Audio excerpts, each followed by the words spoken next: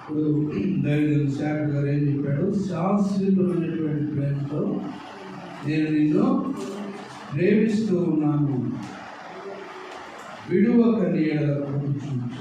25 సంవత్సరాలు దేవుడు కాపాడి 26వ సంవత్సరంలో తన దాసుల ద్వారా సంఘానికి ఇచ్చిన మెసేజ్ వర్తమానం ఏమిటంటే, రాబోయే సంవత్సరం ఈ రోజు నుంచి స్టార్ట్ అయ్యే దినాల్లో కూడా నేను మీకు తోడై ఉంటాను. దేవుడు తోడుగా ఉండాలంటే